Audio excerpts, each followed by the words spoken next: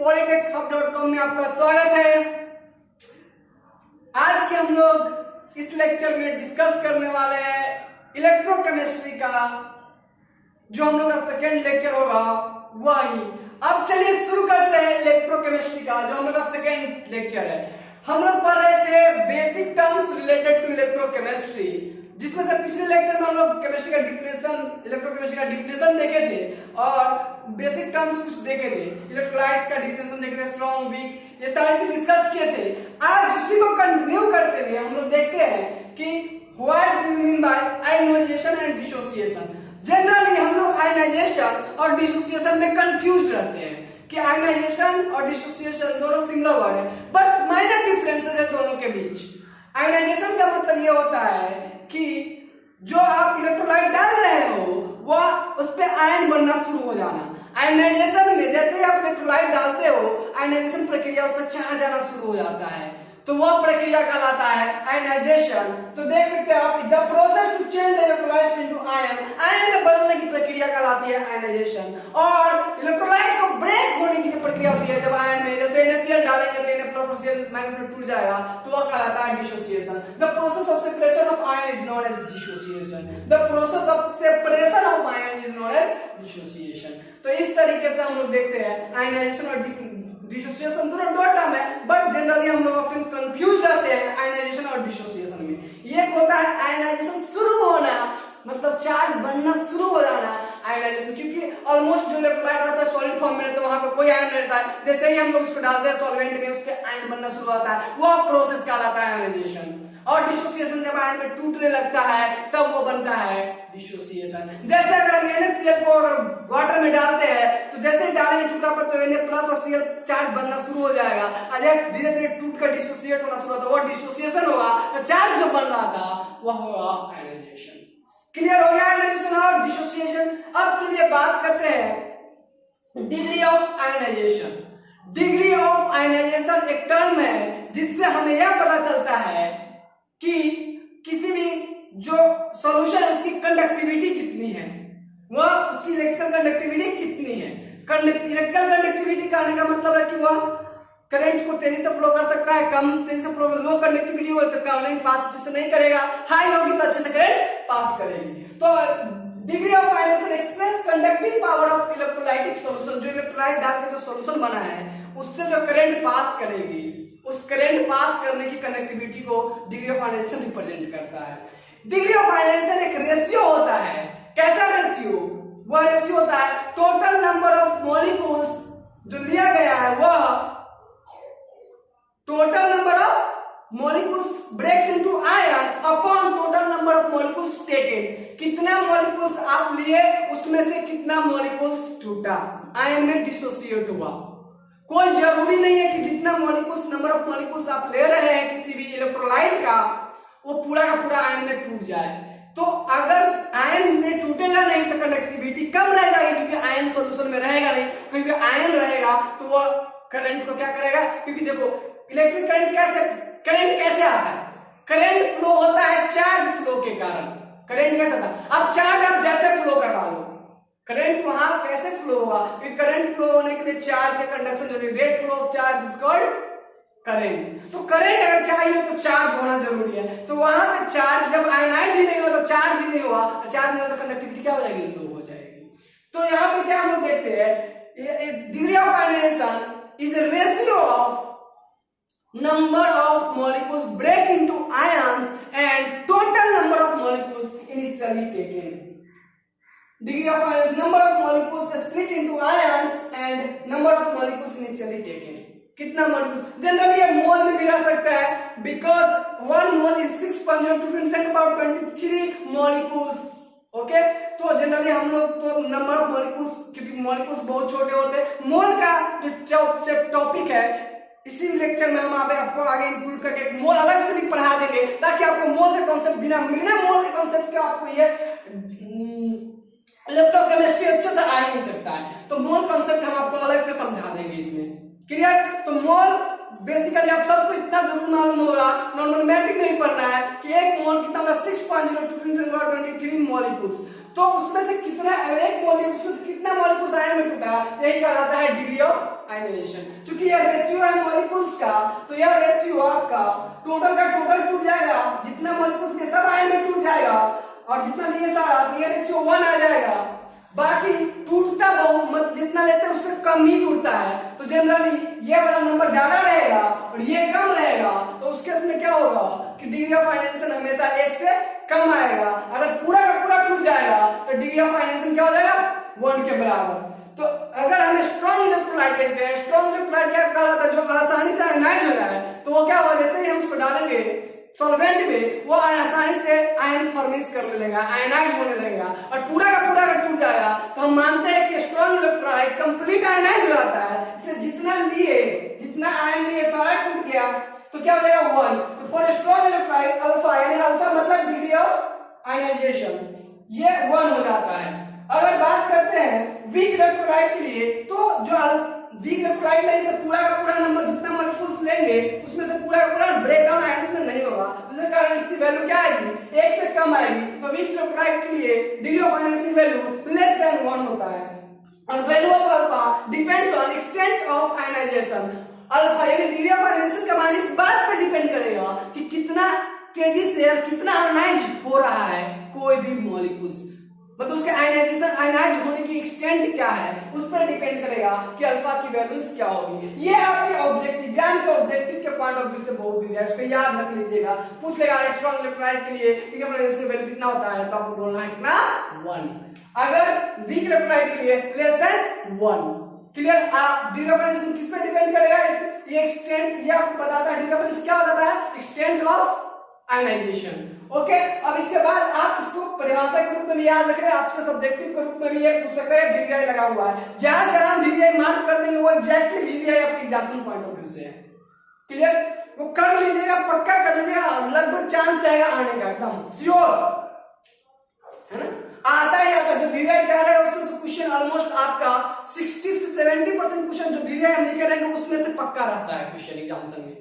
चलिए अब बात करते हैं नेक्स्ट इसके बाद कि कौन कौन सा फैक्टर है, कौन कौन से कारक है जो डिग्री ऑफ आयनाइजेशन को घटा बढ़ा सकता है।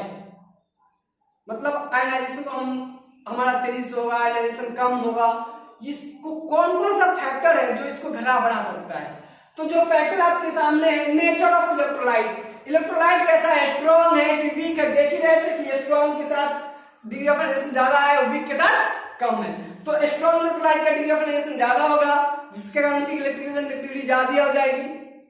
अगर वीक इलेक्ट्रोलाइट है तो क्या हो जाएगा, कम हो जाएगा, और वीक इलेक्ट्रोलाइट का कम होगा, इसका इलेक्ट्रिकल कंडक्टिविटी कम होगी, डिग्री ऑफ आयनाइजेशन कम होगा।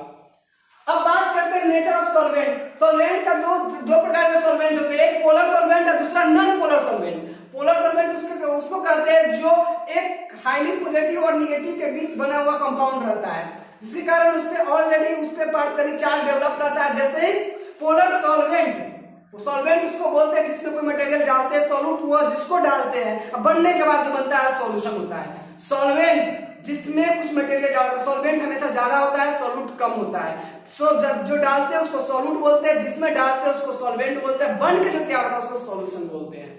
तो सॉल्वेंट आपका जो लेंगे जिसमें हम मटेरियल सॉल्यूट डालते हैं वो लेंगे, वो दो प्रकार के होते हैं, एक पोलर और दूसरा नॉन पोलर। पोलर वैसे उस सॉल्वेंट को कहा जाता है जिसमें एक पॉजिटिव हाईली पॉजिटिव निगेटिव से मिलकर बना हुआ होता है, दोनों के बीच पॉजिटिव निगेटिव होने के कारण एक इलेक्ट्रॉन खींच के रखने का, एक पार्शियली चार्ज, एक पे पॉजिटिव और एक पे निगेटिव रहता है। ऑलरेडी चार्ज होने के कारण जैसे ही हम कोई मॉलिक्यूल डालते हैं उस मॉलिक्यूल पे जाकर अटैक कर देता है, और अटैक करने के साथ ही उसको ब्रेक करने की कोशिश करता है। तो पोलर सॉल्वेंट को आसानी से आयनाइज करना शुरू कर देता है। तो जैसे आप पोलर सॉल्वेंट की बात करें, वाटर ले लेंगे, तो अगर नॉन पोलर सॉल्वेंट की अगर हम बात करें तो ये आपका क्लोरोफॉर्म हो जाता है, ये सब इस तरह के नॉन पोलर सॉल्वेंट हो जाता है।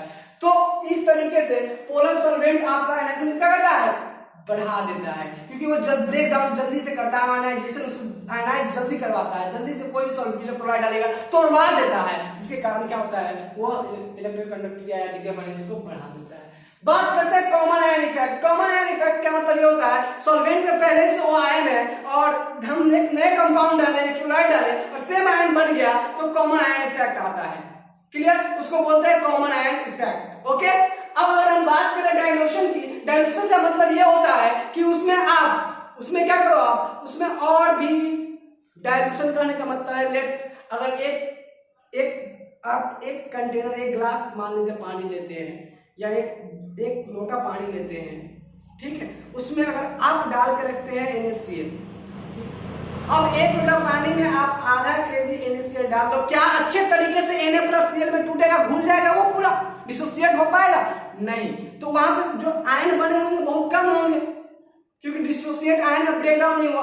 तो हम और पानी डालते जाएंगे, और पानी डालते जाएंगे, तो क्या पूरी तरह से डिसोसिएट और टूट जाएगा पूरी तरीके से। जब पूरी तरह से आयन में टूटेगा, आयन की संख्या बढ़ जाएगी, और आयन की संख्या बढ़ेगा तो आयन को तोड़ना ही, अच्छे से ब्रेक डाउन होना ही डिग्री ऑफ आयनाइजेशन कराता है। मतलब डाइल्यूशन बढ़ाने पर डिग्री ऑफ आयनाइजेशन बढ़ेगा, और डिग्री ऑफ आयनाइजेशन बढ़ेगा तो इलेक्ट्रल कंडक्टिविटी, इलेक्ट्रोलाइटिक सॉल्यूशन में क्या होगा? बढ़ जाएगा। अब बात करते हैं टेम्परेचर के कारण। टेम्परेचर के कारण आप ऑब्जर्व करो, नॉर्मली एक आप ग्लास में पानी लेकर उसमें नमक डाल दो थोड़ा सा, और उसको डालो नॉर्मली, और घुलने के लिए छोड़ दो। अगर आप उसी ग्लास में पानी लेकर नमक डाल के NaCl डाल के आप घुलने के लिए एक अपने स्टोव पे रख लो, ओके, अब वहां पे हीट दो उसको, और इसको हीट नहीं दे रहे, आप बताओ कौन सा जल्दी घुल जाएगा? जिसको टेम्परेचर दे रहे हैं। तो टेम्परेचर देने से क्या हुआ? वो जल्दी जल्दी आयन में डिसोसिएट होकर टूटकर आयन में आयनाइज हो गया, ब्रेक डाउन हो गया। तो इसका मतलब क्या? टेम्परेचर बढ़ा रहे थे, एक में टेम्परेचर नहीं दे रहे, तो टेम्परेचर दे रहे तो वो इजीली आयनाइज हो गया, जिसमें नहीं दे रहे तो टाइम लगा आयनाइज होने में। इसका मतलब अगर हम टेम्परेचर बढ़ा दे तो डिग्री ऑफ आयनाइजेशन क्या हो जाएगा? बढ़ जाएगा। और टेम्परेचर कम रहेगा, डिग्री ऑफ आयनाइजेशन कम होगा। तो टेम्परेचर इंक्रीज करने से डिग्री ऑफ आयनाइजेशन क्या होता है? बढ़ता है, और डिक्रीज करने से घटता है। तो इस तरीके से हम लोग factor of acting degree of ionization complete कर लिए। चलिए, अब आपसे एक बहुत ही इंपॉर्टेंट क्वेश्चन आपसे पूछा जाता है, बहुत ही VVIP आपके एग्जामिनेशन पॉइंट व्यू से कई बार पूछा भी जा चुका है। What is difference between electrolytic conduction and metallic conduction? Electrolytic conduction या मेटालिक कंडक्शन, या फिर इसी को कहा जाता है इलेक्ट्रॉनिक कंडक्शन। इसका नाम मेटालिक कंडक्शन भी है और या इलेक्ट्रॉनिक कंडक्शन है।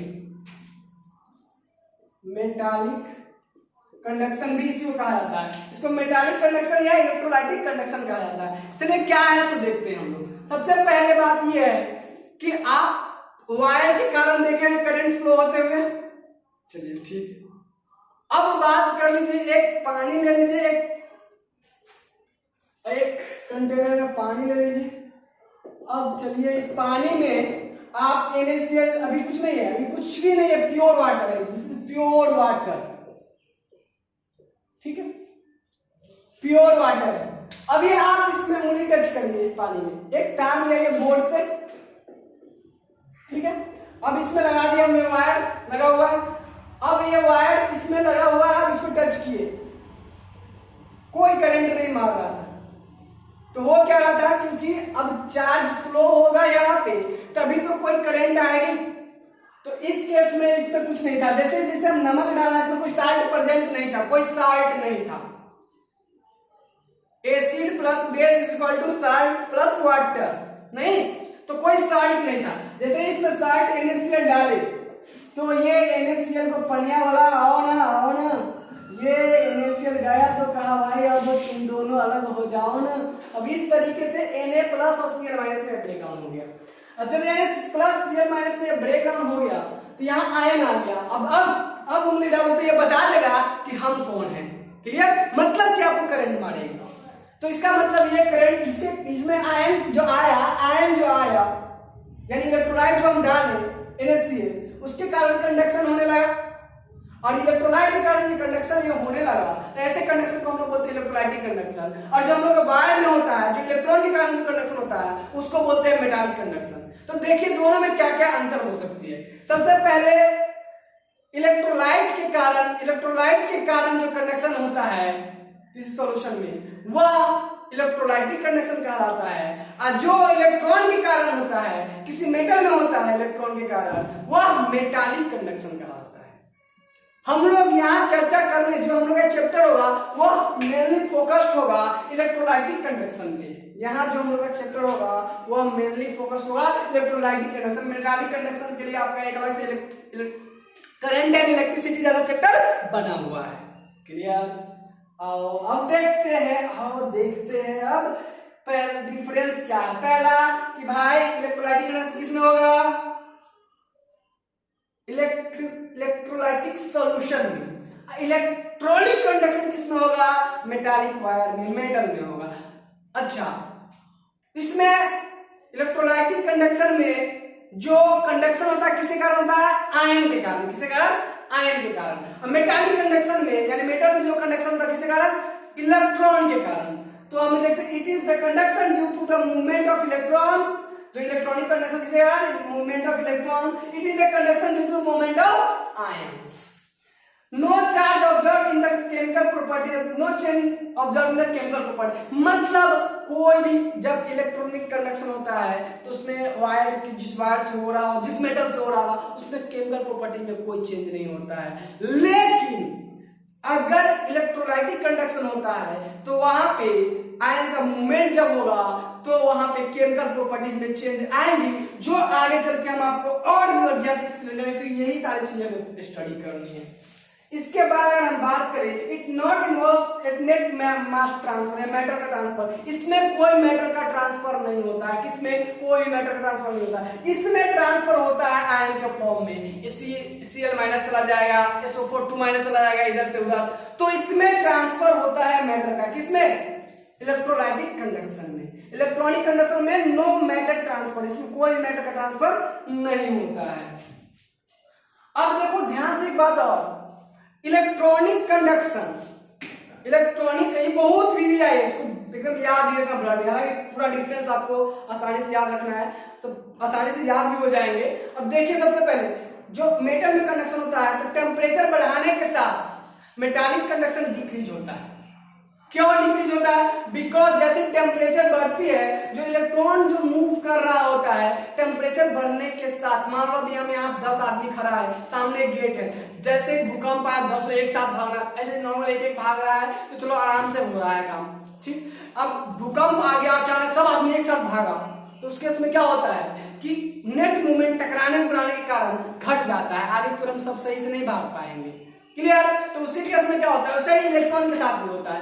जो मेटल में इलेक्ट्रॉन्स रहते हैं टेम्परेचर बढ़ने के साथ उसको एनर्जी मिलती है और ये एनर्जी लेके वो तेज में भागना चाहता है, एक दूसरे से कोलाइड करने लगता है। इसके कारण आगे नेट मूवमेंट, मतलब नेट मूवमेंट जो चार्ज का होता है वो घट जाता है और टेम्परेचर वायर में आपको टेम्परेचर बढ़ने के साथ वायर में करंट का मान कम जाता है, तो कंडक्शन डिक्रीज हो जाता है। किसमें? टेम्परेचर बढ़ने के साथ मेटल में। याद रखिएगा कि मेटल में यानी इलेक्ट्रॉनिक कंडक्शन डिक्रीज होता है इंक्रीज होने पर, टेम्परेचर के इंक्रीज होने पर। दूसरा इलेक्ट्रोलाइटिक कंडक्शन जो होता है, इलेक्ट्रोलाइटिक कंडक्शन जो होता है उसमें हम अभी देखे हैं कि टेम्परेचर बढ़ाने के साथ आयन का फॉर्मेशन बढ़िया होता है, और आयन का फॉर्मेशन होगा तभी तो चार्ज का मूवमेंट होगा, और चार्ज का मूवमेंट होगा तो करंट होगा। तो टेम्परेचर बढ़ाने के साथ इलेक्ट्रोलाइटिक कंडक्शन क्या होता है? इंक्रीज हो जाता है। इसके बाद conductivity of metallic conductor is generally high. इसकी कंडक्टिविटी मतलब इससे अधिक करंट की मात्रा पास होती है, मतलब ये ज्यादा करंट पास कर पाता है, जबकि इसकी कंडक्टिविटी ज्यादा होता है। जबकि जो आपका इलेक्ट्रोलाइटिक कंडक्शन होता है उसमें उसकी कंडक्टिविटी लो होती है। इसकी कंडक्टिविटी इलेक्ट्रोलाइटिक कंडक्शन की इसके रिस्पेक्ट में जनरली लो होता है, और मेटालिक कंडक्शन की क्या होती है? हाई होता है। एक बार इसको हम समराइज कर ले जल्दी से। इलेक्ट्रोलाइटिक कंडक्शन और इलेक्ट्रॉनिक कंडक्शन। इलेक्ट्रॉनिक कंडक्शन को मेटालिक कंडक्शन भी कहते हैं। इलेक्ट्रोलाइटिक कंडक्शन इलेक्ट्रोलाइट के कारण होता है, इलेक्ट्रॉनिक कंडक्शन जो होता है वो मेटल वायर में होता है, इलेक्ट्रॉन्स के कारण होता है, वो इलेक्ट्रोलाइट के कारण होता है सॉल्यूशन में। क्लियर? दूसरी बात ये कि इसमें कोई मैटर का कोई नेट ट्रांसफर नहीं होता है। किसमें? इलेक्ट्रॉनिक में, उसमें होता है मैटर का ट्रांसफर। इसके बाद हम लोग बात करें टेम्परेचर बढ़ाने के साथ इलेक्ट्रोलाइटिक कंडक्शन क्या हो जाती है? डिक्रीज हो जाती है, जबकि मेटालिक कंडक्शन या electronic conduction metallic electrolytic conduction increase हो जाती है, जबकि मेटालिक और इलेक्ट्रॉनिक कंडक्शन डिक्रीज हो जाती है टेम्परेचर बढ़ने के साथ। इसकी कंडक्टिविटी ज्यादा, मेटालिक या इलेक्ट्रॉनिक कंडक्शन की कंडक्टिविटी हाई होती है रिलेटिवली, और उसकी इलेक्ट्रोलाइटिक कंडक्शन की लो होती है। इस तरीके से हम लोग का आज का ये लेक्चर कंप्लीट हुआ। हम लोग मिलते हैं नेक्स्ट लेक्चर में। अगर आपको कोई भी प्रॉब्लम इसमें लगा, अभी तक जो भी समझाया है, कोई भी डाउट है, कोई कुछ समझ में नहीं आया तो नीचे कमेंट बॉक्स में लिखो आपकी क्या प्रॉब्लम, जो भी प्रॉब्लम है आप डाउट नीचे कमेंट बॉक्स में लिखो। और हम लोग मिलते हैं इसके नेक्स्ट लेक्चर के साथ। इलेक्ट्रोकेमिस्ट्री के नेक्स्ट लेक्चर के साथ। आज का अगर आप तक आपने मेरे polytechhub.com को सब्सक्राइब लाइक नहीं किया, अगर आपको यह वीडियो अच्छा लगा है तो अभी जस्ट जाके नीचे सब्सक्राइब कीजिए। आज के लिए बस इतना ही, आते हैं हम नेक्स्ट लेक्चर के साथ। थैंक्स।